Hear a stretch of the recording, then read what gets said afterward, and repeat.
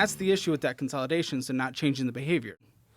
And so when you're having all these conversations with all these different people that have like these terrible budgets, doing a terrible job of taking care of themselves, do you ever get this feeling like that you're not helping? Like this is like an insurmountable problem. You're sticking your finger in a dam and there's a fucking million leaks and this is not going to work?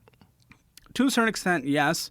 Luckily in the United States, we have some tools that help. So if someone's in that situation where the dam's about to burst, everything's about to just blow up, they can go through bankruptcy. But bankruptcy does not make sense. And this is what a lot of people mess up.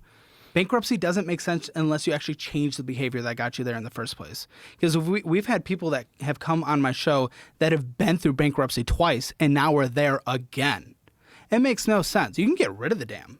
You can get rid of it by bankruptcy, but you're going to build up that thing to explode again if you don't actually fix the behavior.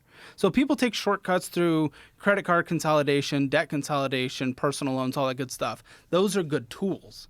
But if people don't actually fix their behavior first, they're going to fuck it up. Yeah. So Dave Ramsey is vehemently against debt consolidation for a reason that is fair. I don't like being anti-something 100% because personal finances is personal, but this is his argument, and it's kind of fair.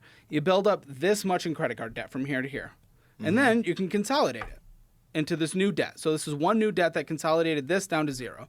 But now what happens is the credit card limit is still all the way up there. So people now have this debt, and then without changing their behavior, they build the credit cards back to here. So now you have double the debt. That's the issue with debt consolidations and not changing the behavior. So his philosophy is correct. But what we try to teach people on my show is that change the behavior that got you in that first stack in the first place. And if you can prove that you can follow a budget for a few months, then you can take that shortcut by consolidating and then probably just close those cards so you can't use them. But then the same thing applies for bankruptcy. So that's why our show's simple stuff. You just fix the spending, you get it under control, you live in even Elizabeth Warren's 50-30-20. She's the one that pioneered 50-30-20, which is 50% on needs, 30% on wants, 20% on savings. That's Elizabeth Warren's rule, and she's relatively correct on that. Doesn't apply to everywhere like LA, New York, of course, but if you can follow that and prove you do it for a few months, then you can go through bankruptcy. You can use a personal loan, and that solves the damn issue. It solves the bigger issue. Yeah, the changing your behavior thing is very hard for people.